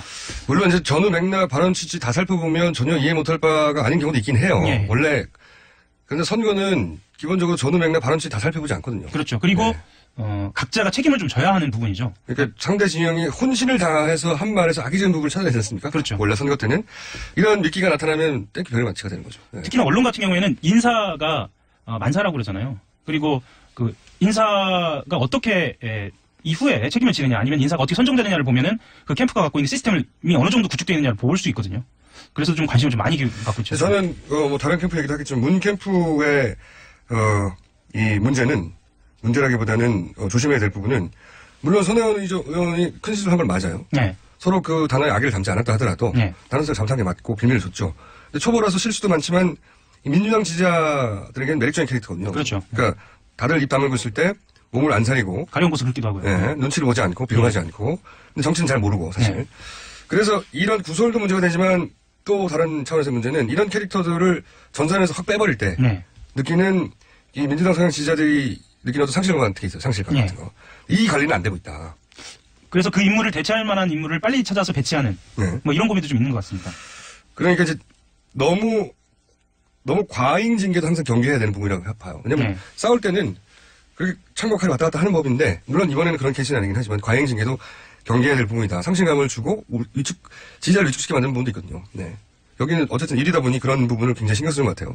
그리고 살 걸로 넣지만. 그렇죠. 그리고 캠프 같은 경우에는 아까도 잠깐 말씀드렸지만 표를 잃지 않는 부분에 있어서의 전격적인 조치 있잖아요. 그런 부분들이 즉각적으로 이루어지고 있어서 준비가 좀 많이 돼 있다. 대응은 빠릅니다. 대응은 빠른데 오히려 그렇게 기세를 죽이는 거 아닌가 이런 부분이 있고. 자, 아이디언 캠프는 어떻습니까? 가장 큰 현재 이 마크맨들이 보는 문제점은? 역시 대연정이죠. 대연정. 뭐 지난주에도 말씀을 드렸다가 이번 주까지 또 말씀드리니까 좀 또 그 얘기냐 이렇게 말씀드리는데 계속 질문이 그런 거 그게 계속 나오니까. 그죠? 어제 후보 등록을 했습니다. 그러니까 이전엔 예비 후보였고 이제 드디어 이제 본선 후보, 당 본선이죠. 당의 본선 후보 등록을 했는데요. 기자회견이 있었어요. 기자회견이 있었고 본인과 대변인 그리고 본인이 다시 나서서 이렇게 기자들하고 질문을 주고받았는데 23개의 질문이 있었습니다. 제가 개수를 세봤어요. 이 중에 17개가 대연정과 관련된 질문이었어요. 그러니까 조금 더 구체적으로 말씀드리면 박근혜 전 대통령이 불복하고 있는 상황이다. 그런 상황에서 친박계가 중심인 자유한국당과의 연정이 가능하냐 이겁니다. 친박도 연대 대상이냐 이런 얘기죠. 그렇죠. 한마디로. 거기서 이제 자유한국당에 대한 공당하고 연정을 하는 거지 어떻게 개인하고 연정하는 거냐라는 답이 돌아와서 그러면 친박계라고 딱 특정을 지어서 계속 물어봅니다. 기자들은 그렇게 물을 수밖에 없긴 해요. 그런데 계속 원칙적인 답이 오는 거예요. 예를 들면 모든 정당은 이미 승복했다. 여기서 승복은 이제 헌재의 판결에 승복했다고 생각한다. 다만 어떤 경우라도 다음 대통령은 모두와 함께 대화하고 노력하는 대통령이 되길 국민이 원한다고 생각한다. 이제 본인의 스탠스를 이야기를 하는 거죠. 본인의 기본 철학이죠. 근데 그 중에서도 그럼 친박계도 포함되느냐는 콕 집어서 이제 대묻는 질문에는 모든 정당은 이미 승복했다고 생각한다. 라고 이제 답변이 오고 구체적으로 좀 쉽게 설명을 해달라. 왜냐하면 기자들 같은 경우에는 다음 날 요즘 모바일로 많이 보시잖아요. 제목을 뽑고 싶거든요. 모바일로 보고 짧게 가고 간명하게. 예를 들어서 간결하게 박근혜 전 대통령은 제외라든가 이런 말을 듣고 싶은데 친박계 의원들은 제외라고 듣고 싶은데 안희정 도지사가 그 답을 원하는 걸 몰라서가 아니라 그렇죠. 본인이 이때까지 주장했던 일관된 철학과 어떻게 조화롭게 이 말을 할지 아직 준비가 잘 안 된 거죠. 준비가 안 됐다라기보다는 그런 말을 좋아하지는 않는 것 같아요. 결론적으로는. 예를 들면 배제한다든가. 그런 말을 좋아하지 않고 또 이렇게 그 쉬운 말 이런 말보다 개념으로 좀 좋아하는 성향이 있는 것 같아요. 이건 좀 고쳐야 할 것 같습니다. 그건 어차피 제가 고쳐야 한다는 표현은 제가 정정하겠습니다. 제가 뭐 후보한테 고친다는 표현 틀린 것 같고요. 그분이 스타일이 그런데 어떻게 해요? 그분의 스타일이라는 거죠. 그것이 그 시대에 맞으면 그게 먹히는 거고요. 지금 현재 시대에 잘 안 맞으면 계속 이런 질문을 받겠죠. 기자단의 분위기는 이렇습니다. 그러니까 이 후보가 정말로 말이 안 통하고 말이 안 될 것 같다면 질문을 안 하거든요. 그러니까 이게 분기점에 와 있는 거예요. 이 대답이 해결이 되면 뭔가 그 다음 단계로 넘어갈 것 같다는 질문의 어떤 의미가 있기 때문에 기자들은 계속 물어보는 겁니다. 그건 뭐 기자들로서는 묻지 않을 수가 없고 그리고 안희정 도지사는 본인의 철학에 베이스한 어떤 이게 전략이 아니다. 이 시점에. 원래 이런 말을 예전부터 했었어요. 그렇죠. 철학에 베이스한 답변이기 때문에 그 답변을 기존에 유지했던 스탠스와 다르게 할 수가 없는 거죠. 예. 근데 여기서 디테일하게 들어가서 더 그럼 친박계는 어떻게 하냐는 부분에 대해서 답을 해야 되는데. 그래서 결국은 또 이렇게 이야기는 했습니다. 이게 마지막 답, 그러니까 질문하고 답이었어요. 17번 중에 마지막. 네, 마지막. 계속 비슷한 질문을 여기저기서 하니까. 네. 공론의 대상이 될 수 없다. 이런 식으로 얘기를 한 거죠. 이게 무슨 말인지 몰라가지고. 그러니까 대연정 대상이 될 수 없다는 거냐라고 얘기하니까 당연하죠. 이렇게 얘기한 거예요. 그러니까 결국에 이렇게 쉽게 얘기할 수 있는데도. 그렇군요. 예, 그렇습니다. 예. 기자들이 17번을 걱정거리입니다. 질문해서. 예. 근데 캠프 내에서는 이런 화법이나 이런 스탠스가 앞으로 이제 본격적인 그 경선과 대선 국면, 특히 민주당 내 경선 국면에서 민주당 지지자를 설득할 수 있을까 걱정하는 거죠. 일단 그 후보 주변에서는 간명하게 가자라는 건 분명하게 얘기하고 있습니다. 하지만 후보한테 맡기자. 이거 정면 돌파하자. 후보 스타일이 그런데 그럼 바꿀 수가 없어요. 그렇죠. 네. 예. 철학도 그렇고. 예. 하여튼 그게 캠프의 걱정거리다. 예. 이 질문이 20몇 개 중에 17개니까요. 예. 계속 걱정거리가 되겠네요. 그리고 한 가지만 더 말씀드리면 지금 지지율이 쭉 빠지다가요. 예. 약간 반등하기 시작했거든요. 이게 박근혜 대통령 탄핵의 결정은 안희정 캠프의 호재예요. 그렇죠. 왜냐하면은 예. 보수 지지자들이 마음 줄 곳이 없는데 안희정 도지사가 그 보기에는 가장 유연하고 예. 그리고 보수 진영에도 굉장히 호의적으로 보이고 그래서 이제 표가 이쪽으로 갈 가능성이 높습니다. 보수 지지자 중 일부가. 그렇죠. 예. 예. 근데 그게 경선에서는 도움이 안 된다는 딜레마가 있는 거죠. 네, 그렇습니다. 그런 딜레마가 있는 거고. 예. 그건 이제 걱정이겠죠. 이재명 캠프의 걱정은 뭡니까? 뭐 아이러니한지 잘 모르겠는데 문재인 캠프의 걱정거리가 좀 비슷해요. 그러니까 후보 자신의 네. 걱정거리예요. 왜냐하면 본인이 지금 10% 그러니까 10%대의 지지율을 갖고 있거든요. 그러니까 예. 그거하고 조금 안 될 때도 있고 그걸 넘을 때도 있고요. 예. 근데 이것에 대한 대우를 받고 있지 못해요. 이건 객관적인 상황이에요. 그러니까 10% 후보에 걸맞는 언론의 주목이나 예. 걸맞는 당의 지원이나 지원이나 또는 지지그룹이나 뭐 세력, 예, 세력이나 소위 말해서 국회의원들 캠프에 어느 그렇죠. 정도 한다든가. 예, 예. 그러니까 본인이 10% 지지를 유지하는 후보에 걸맞는 대우를 못 받는다. 그렇죠. 한마디로 이거 예. 피의식인데 일종의 피의식이라고 얘기해도 되는지 잘 모르겠는데 현실 인식이기도 하고 그게 예. 그 현실이기도 하고 그 예. 현실로부터 피해를 받는다고 생각하니까 피의식이 맞죠. 그렇죠. 그런 의미의 피의식 맞죠. 예. 예. 예. 그게 제 말은 그게 근거 없는 피해인식이라는 게 아니라 아니고요. 예. 피해를 받고 있다고 실제로 느끼고 있는 거고 어느 정도 객관적인 사실과 부합하는 얘기죠. 그러니까 따져보면 이재명 시장 같은 경우에는 흔히 이야기하는 친노나 친문 출신도 아니고요. 네. 그리고 호남에 적을 두고 있지도 않고 네. 김대중 대통령과의 인연도 뭐 그다지 뭐 이런 상황이어서 본인 스스로가 이 당 사가 안에서 없다고 그렇죠. 생각합니다. 예. 근데 이게 억울할 부분이기도 하거니와 네. 또 동시에 어떤 부분이냐면 이번 선거는 구도가 만든 선거거든요. 예. 그러니까 민주당 내 후보가 3명이 다 대선 출마할 수가 없으니까 예.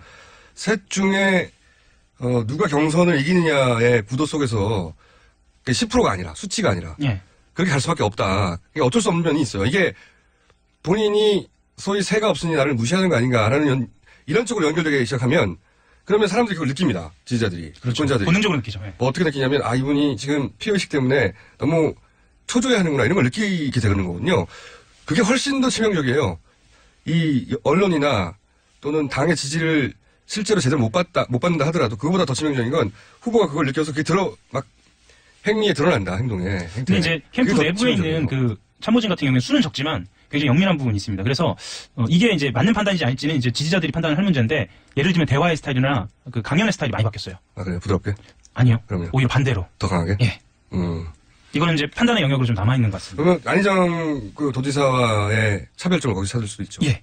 그래서 확실한 2등 전략. 경선 내에서 2등. 예. 지지율은 약간 떨어지더라도 예. 안희정 도지사의 지지율이 어차피 경선 내에서 표로 연결되지 않는다고 생각하고 예.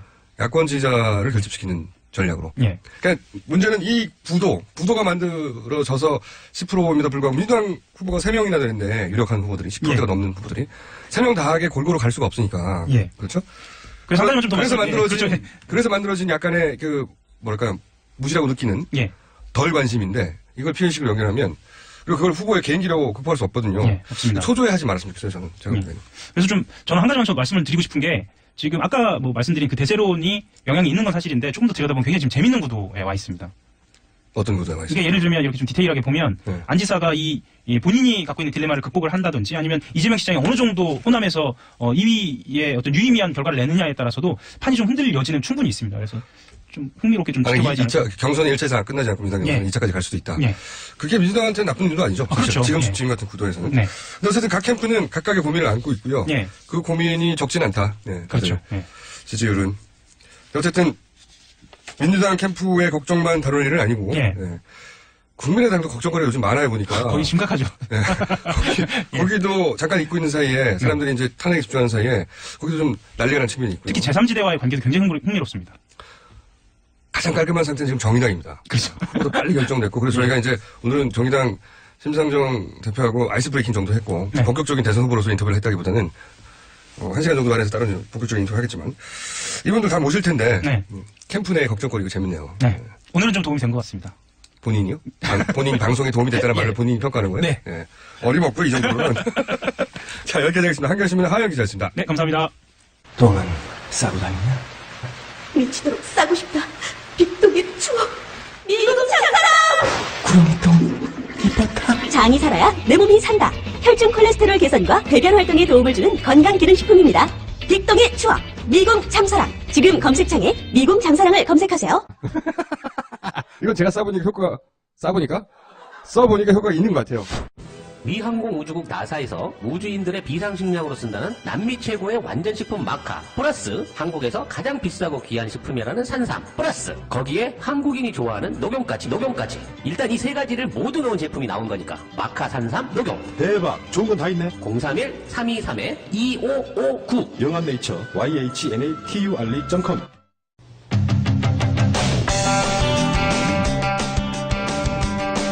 시흥 캠퍼스 설립을 반대하며 시작된 서울대 학생들의 본관 점거가 지난 주말 종료됐습니다.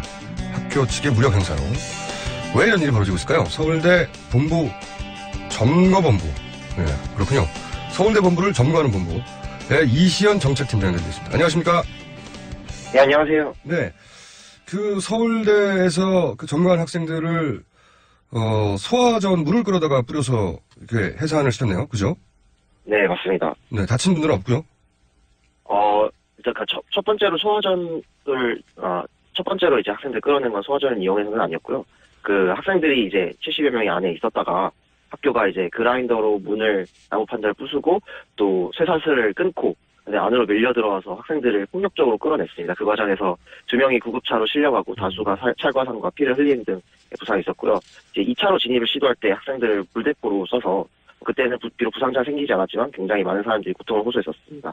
자, 사실 대학과 학생들의 이런 정도의 물리적 충돌은 요즘은 잘 없는 건데, 그렇죠. 예, 시흥 캠퍼스 때문으로 알고 있어요. 저희도 이 서울대 시흥 캠퍼스에 대해서 계속 주목하고 있는데, 학생들이 이 시흥 캠퍼스 문제를 들고 나온 이유가 뭡니까?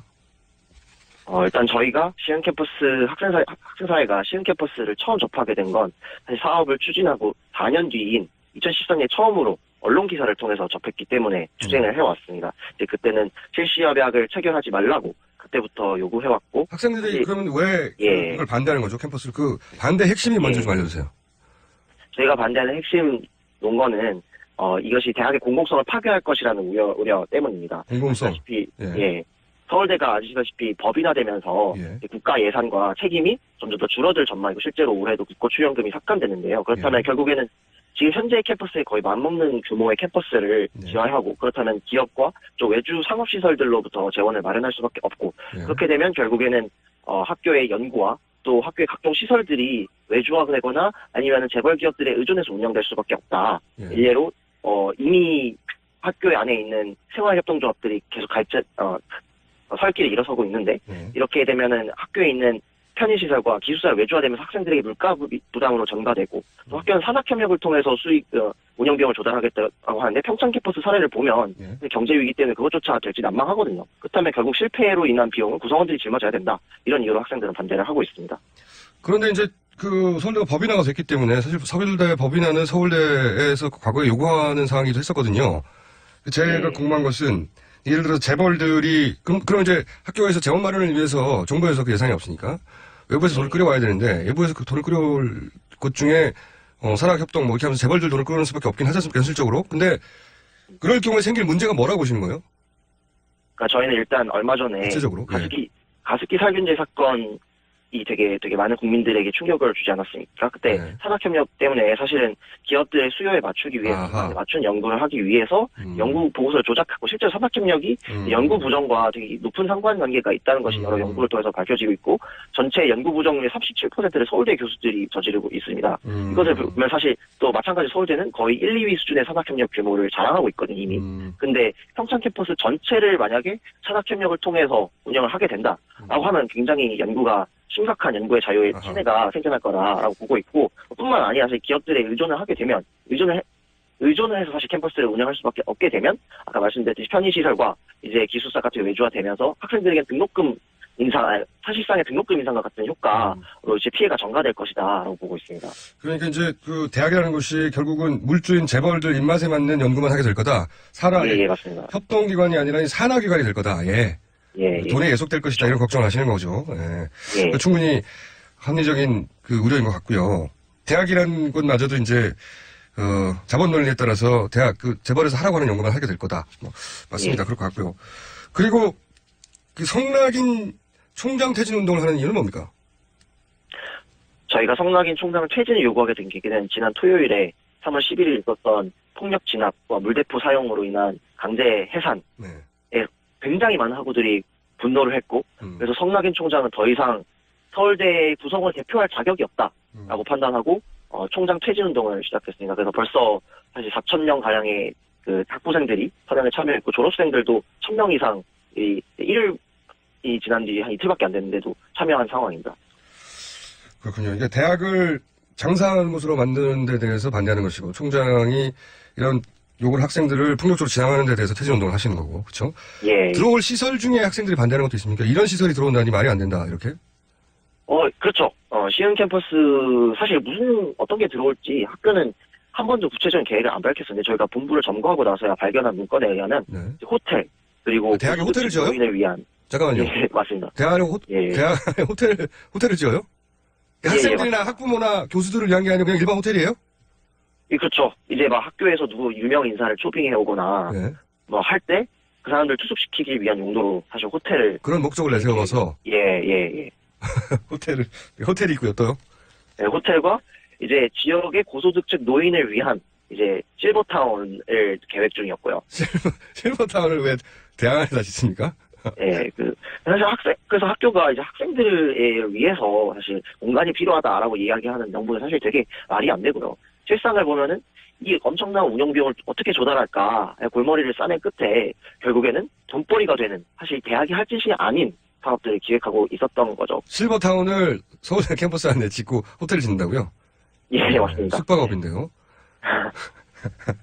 이거 기획부동산인데요, 보니까. 아하. 그렇죠. 그러니까 지금 그 학생들의 학업과는 전혀 무관한 시설물들이 들어오고, 또 그 재원은 재벌들한테서 받고, 그래서 학교 시설도 부적합한 시설이 들어오지만 그 돈도 자본의 논리에 따라서 움직일 테니 그 돈을 받게 되면 대학이 아니라 이제 대학마저도 자본의 산하기관, 재벌의 산하기관으로 전락하게 될 거다. 교수들도 연구도 그렇게 되게 될 거고. 근데 이거를 폭력적으로 진압을 했다. 이런 얘기군요. 그렇습니다. 사실 이번에 행정관 소위 이사 명분이 행정관 직원들 임시로 근무하고 있는 곳에 이제 20억 원짜리 정부 재정 지원 사업이 들어올 거다라는 것이었는데요. 20억 원짜리 사업을 위해서도 이렇게 폭력적인 진압을 감행하는 학교가 과연 1조 8천억 원이라는 사업비가 들어간 시흥 캠퍼스가 지어지면은 앞으로 그 세부 추진 계획할 때 이거 돈벌이를 위해서 필요하다. 그럼 얼마나 또 더 비민주적으로 감행을 하겠습니까? 그래서 저희는 시흥 캠퍼스는 돈벌이를 위해서 지어지는 것일 뿐만 아니라 이를 위해서 학생들의 민주주의까지도 이제 말살시킬 정책이다, 이렇게 보고 있습니다. 알겠습니다. 오늘 여기까지 듣고요. 이 사태가 어떻게 전개될지 모르겠는데 전개되는 과정 지켜보면 저희가 계속 연결해 보겠습니다. 관심을 끊지 않고. 오늘 말씀 감사합니다. 예, 감사합니다. 네, 지금까지 서울대 본부 점거본부, 서울대 본부를 점거한 본부입니다. 이시연 정책 팀장이었고요. 그리고 서울대 측에 저희가 반론 언제나 보장되어 있으니 학교 측 입장도 저희가 연결해서 들어보려고 할 텐데 인터뷰를 안 해주시면 할 수 없지만 반론권은 언제나 열렸습니다.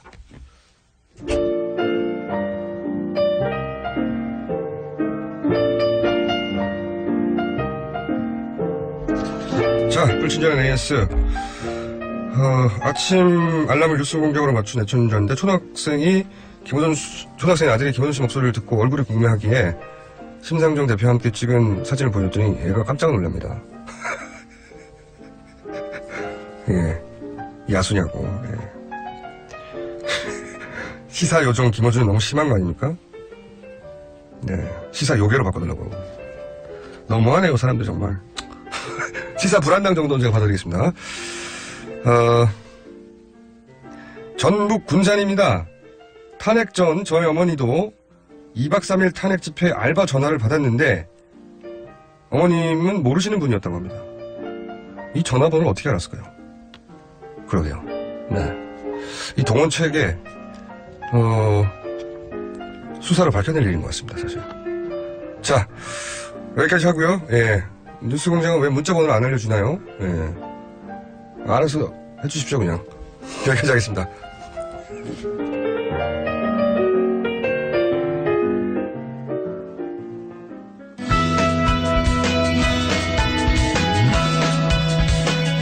애초에 그럴 계획이 아니었는데 슬그머니 고정이 점점 되어가는 분입니다. 네. 진실탐사그룹 기자와 사진기자와 변호사와 경찰과 이런 분들이 잔뜩 모인 이상한 그룹입니다. 셜록의 이명선 기자님 나오셨어요. 안녕하세요. 네, 안녕하세요. 네. 이게 이제 스리슬쩍 고정이라고. 네. 근데 한 오늘과 다음 주 정도까지는 아마 지켜보겠다는 게 저희 제작진들의. 네. 이번에 좀 어려운 주제를 시키시더라고요, 어쩐지. 자, 이번 주제가, 이때까지 해왔던 연장선상이긴 하지만 별도 주제가 필요했던. 네네. 네. 종편의 패널들에 네. 관한 이야기. 네. 사실 종편을 보시는 분들은 패널들을 보면서 감탄하기도 하고 욕을 하기도 하고, 좋은 의미로든 나쁜 의미로든. 네. 대단히 인상적으로 봅니다. 총수님이 자주 보신다고 들었습니다. 저는 자주 봐요. 재밌어요. 아니, 어떻게 저기서 저런 논리가 나오지? 굉장히 네. 재밌게 봅니다, 저는. 네. 예. 그래서 참고용으로, 재밌게 보는데. 네네. 자, 종편이 생긴 지가 벌써 4년, 5년, 6년인가요? 6년째죠? 6년째. 네. 그런데 이제 종편 패널의 특징은 첫 번째는 목소리가 크고요. 그렇죠. 예. 실제 목소리가 큽니다. 목소리 큰 분들이 살아남더라고요. 네. 발성이 좋다는, 그러니까 목소리가 크다는 게 뭐 주장이 강하다 이런 말 말고 진짜 물리적으로 목소리가 커요. 그렇죠. 무슨 일이 난 것처럼. 네. 그렇게 느껴질 정도로. 별일도 아닌데 막 지금 당장 불이 난 것 같은 목소리를 낼 수 있는 분들. 네. 그리고 같은 패널들이 여러 곳에 나오는 분들이 많은데. 네네. 똑같은 얘기를 살짝 틀어서 바로 다른 이야기처럼 들리는 능력들도 있어요. 네. 듣고 보면 똑같은 얘기인데. 네. 또 어떤 능력이냐면 바로 이틀 전까지는 그 똑같은 사안을 공격하다가 이틀 후에 갑자기 그 사안을 칭찬하는, 근데 그 사이에 설명이 없어요. 혹은 칭찬하다가 갑자기 다시 비판으로 돌아섰는데 그 사이에 왜 그런지 설명이 없는 경우가, 그런 놀라운 능력들이 좀 있습니다. 네, 이분들이 정말 바쁘십니다. 저도 그 전 회사 다녔을 때 그 카페에서 주로 목격을 했었거든요. 카페? 네, 그 종편들이 관광을 모여 주시고 있잖아요. 모여있기 때문에 네. 네, 거기서 그 대본을 좀 보신다거나 아니면 준비를 좀 카페에서 많이 하시는 기자님 편이죠. 목소리 너무 작게 나온대요. 네네. 허리를 쭉 펴고. 예. 네. 왜냐면 지금 저희 이게 녹화가 되고 있거든요. 네네네. 네. 마이크에 가려서 얼굴이 안 보인다고. 아하. 네. 지금 TV 방송이 나오고 있죠? 일부, 예. 네. 예, 저희가. 자, 그런데요. 근데 그분들이 사실 돈을 많이 버시죠. 그분들이 그러니까 각 방송사를 돌아다닐 때 메뚜기 거점으로 카페를 쓰는군요. 네네네. 네. 그래서 저도 들은 얘기인데, 오토바이를 빌려서 다닌다는 분도 있고, 그다음에 시간 아예 맞추기 위해서. 기사님을 불러서 고용을 해서, 임시로 고용을 해서 이런저런 곳을 다니시기도 한다. 워낙 그런 얘기도 시간 있었죠. 사이, 그렇죠. 출근 시간 사이가 촉박하니까. 네네. 그렇게 택배 당하는군요. 퀵 당하고. 그 정도로도, 그 정도로 수입이 짭짤한가요? 그렇게 막 돌아다니고 차를 별도로 고용할 만큼? 제가 여쭤보니까요, 이 미니멈이 한 15만원 정도고요. 생각보다 적네요. 그 다음에 가격이 올라가기 시작하는데, 그렇구나. 요즘 방송이. 등급이 있군요. 70분 정도 되는 것도 있잖아요. 그러니까 길이에 좀 비례하는 것 같습니다. 근데 방송 길이가 좀 길면 20만원. 그리고 또, 만약 고정을 약속받았다. 어떤 가격을 올리거나, 또 이제 주필 출신이다. 그렇게 되면 이제 우리 식구니까 또 약간 올려주는 경향이 없지 않아 있다. 15만원 선에서 시작하는 거군요. 네. 그래서, 이 사람이 나올 때, 시청률이 잘 나온다고 또 올라가는 거고. 그렇죠. 네. 인지도가 올라가고. 하여튼, 그렇게 해서 쭉쭉쭉, 패널들 사이에서는 자기들의 출연료 등급을 잘 서로 모르겠군요. 그렇죠. 올려달라는 분들도 있다고 하더라고요. 여쭤보니까. 그렇고. 이분들의, 저는 대본이 좀 궁금해요, 대본. 대본을 정말, 그러니까 어떤 방향성을 가진 발언들을 쭉 하잖아요. 네. 어떤 사안이 등장하면, 야, 이건 입을 서로 맞춘 건가 싶을 정도로 한 방향으로 몰고 가거나, 네네. 또는, 하여튼, 합의 있나? 이런 생각이 드는, 사전 합의 있나? 약속 대련인가 싶은 부분이 있거든요.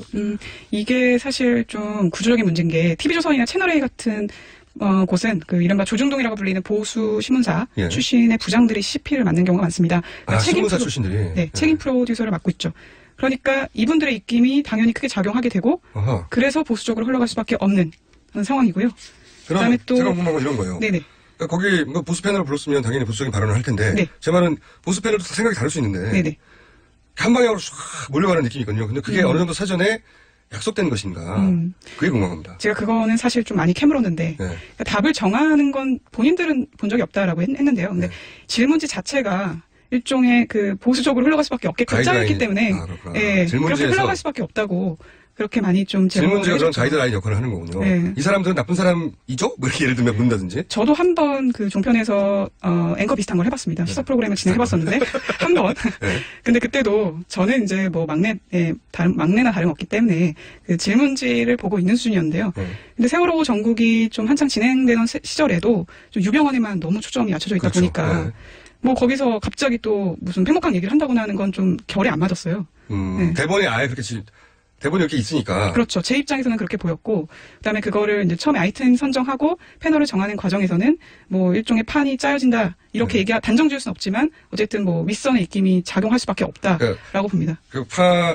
이쪽 구성을 할 때도 보수적인 패널을 구성하지만 그 패널들과 함께 토크를 진행할 때 질문지 자체가 그 패널로부터 요구하는 답변이 애초에 본인들이 원하는 게 담겨 있기 때문에 그 안에 거기를 벗어나는 답을 하지 않으니까 다 같이 몰려가는 분위기다. 그리고 이제 방송국이 내게 이런 걸 요구하는 거라는 걸 바로 캐치하겠죠. 그런 분들도 있겠죠. 근데 그게 싫어서 또 나가시는 분들도 제가 통화를 했는데요. 아 그래요? 네네. 그 이유가 뭡니까? 좀 구체적으로. 자기는 YTN을 위주로 나간다 이렇게 얘기를 하시더라고요. 근데 그 이유가 종편에서 원하는 그 패널이 목소리 크고 약간 너무 비논리적이라도 분명한 노선으로 얘기하길 바라는데 사실 자기 입장에서는 그렇게 얘기할 수 없다. 이제 데이터를 근거로 팩트를 근거로 얘기를 해야 되는데 그러다 보니 자기를 안 좋아하더라. 그래서 그럴 바에 이제 안 나가는 게 자기 좋겠다라고 생각하셨다고 하더라고요. 종편에서는 약간 근거가 미약해도 강하게 얘기하길 원하고 분명하게 얘기를 원하는데 본인처럼 이렇게 데이터로 설명하고 이러면 싫어하더라. 그리고 패널 선정에 있어서도 제가 전화해본 뭐 PD나 작가 같은 분들은 그 최소한 기계적인 균형을 맞추기 위해서 진보 패널을 좀 찾으려고 하셨다고 해요. 근데 이제 밑선에서 어느 정도 선호하는 패널이 있고 아닌 패널이 있다 보니까 또 그 선호하는 패널들을 부르다 보니 이미 이제 테이블에 앉아야 꽉 찬 거죠. 이 패널을 예를 들어 CP나 그 윗선에서 좋아한다. 저 사람 나오는 걸. 근데 그런 사람만 안 치고 보니 더 이상 자리가 없어서. 그렇죠. 그런 경우도 있고. 그 TV조선 같은 경우에는 뭐 이렇게 표현했는데요. 사공이 많아서. 네, 그 윗분들의 말들을 한 번씩 듣다 보면 자기의 자율권이 많이 없었다. 뭐 이렇게까지 얘기했습니다. 그리고 제가 또 이 종편 방송의 특징이라고 생각하는 건 뭐냐면 근거를 제시하지 않아요. 많은 경우에. 예를 들어서 이제 제가 컷 하나 들어보겠습니다. 아, 네. 10일 토요일에 3차 족불 집회에서 보면 대부분 자발적으로 참여했던 사람들에는 죄송합니다 보수가 더 많습니다. 근거가 있나요? 있죠. 네, 보수 세력이 더 많이 참가했다는? 예. 있어요? 어떤 겁니까? 제 눈입니다. 저 그날 여러 차례 걸쳐서 가서 다녀보면 알아요. 알겠습니다. 이거는 황태순 평론가님 개인 의견이라는 점을 일단 밝혀주세요. 그것이 정의당. 네, 황태순 정치평론가의 이제 물론 항상 그렇다는 건 아니에요. 그렇죠. 문제의 발언들이 있다는 건데요. 지금 들으신 내용은 그 작년 11월 15일 MBN 뉴스특보에서 나온 황태순 정치평론가의 발언이었고 근데 소위 태극기 집회라고 부르기 시작한 저는 친박 집회라고 부르는데 친박 집회가 시작될 즈음이었는데 맞아요. 그 초반부터 이미 친박 집회 시대가 훨씬 더 많다는 주장을 이분이 하기 시작하셨어요. 근데 너무 이제 너무 말이 안 되니까 근거가 뭐냐 했더니 내가 보니까 그 제작진도 문제가 될 만한 걸 알았는지 이 발언이 나가고 나서 영상 밑에 출연자의 주관적인 의견이며 본 내용은 MBN과 관련이 없습니다. 고소가 보지 않을까 봐. 네, 이렇게 자막을 내보내긴 했는데 뭐 이미 방송은 나갔죠. 이런 식의 주장들이 꽤 많이 나오는 편이에요. 보통 일반 방송에서는 내가 눈으로 보니까라는 근거를 대면서 이런 주장을 하기 굉장히 어렵거든요. 말도 안 되는 소리를 하지 말라고 나오지 못합니다. 퇴출당하죠. 퇴출당하는데 종편이 이런 거 좋아하는 편이죠. 그렇죠? 그리고 저는 또 한 가지 이제 느낀 문제는 뭐냐면 예를 들어서 어디 연구소, 뭐 어디 센터 들어보면 이분은 객관적으로 뭔가를 연구하는 분이구나, 학자구나, 혹은 뭐 중립적이구나 라고 느껴질 만한 타이틀명이 많아요. 나온 분들이. 근데 그 전직을 보면 새누리당 뭐뭐뭐였다든가. 네, 맞습니다. 그런 분들이 엄청 많이 나옵니다. 특정 정당하고 관계 있는 분들이 사실상 많죠. 근데 그게 객관적인 사실인 양 가장에서 나오기 때문에 문제가 되는 거고. 좀 그냥 뭐 새누리당 출신이라고 하면 될 텐데. 그거는 빼고 어디 연구소장 이런 식으로 나오니까요, 보통은. 그렇죠. 그것도 많죠. 네, 많습니다. 또 무슨 문제가 있습니까? 시간이 다 됐는데. 아이템 선정에 있어서 좀 재밌는 얘기를 들었었는데, 한 종편사에서는 작가에게 윗선에서 작가에게 이런 말을 했답니다. 대통령의 인천시장실 변기 교체 일환 하지 마라. 뭐 청와대 주사 아줌마 얘기는 다루지 마라. 뭐 아주 강력하게 얘기한 건 아니지만 아이템 제한을 하는군요. 그렇죠. 그러다 보니까 이 얘기를 사실상 제대로 다루질 못했다고 하더라고요. 이 작가는. 그리고 또 비박 인사들을 위주로 불렀던 프로그램이 있었는데 거기서도 아니 좀 공평하게 다뤄라. 그러면서 이제 좀 여기서 푸시를 공표하다는 했다는 거죠. 친박 의원들이 나와야 된다는 네, 얘기죠. 네. 친박의 의견을 좀 많이 비중을 늘려라. 많이 늘려라. 이런 얘기를 했다고 하더라고요. 그러니까 그런 구체적인 지시도 있고 혹은 그것이 이제 대본으로 담겨서 가이드라인을 제시해서 그리고 그걸 잘 수행하지 않으면 사실 밥벌이가 떨어질 수도 있으니 네. 그렇게 해서 패널들이 한 방향으로 가고 그래서 지금 우리가 알고 있는 종편의 분위기나 발언들이 만들어지는 것이다. 네. 기본적인 구조는 그런 거네요. 여기까지 하고 좀 더 해보죠. 네네.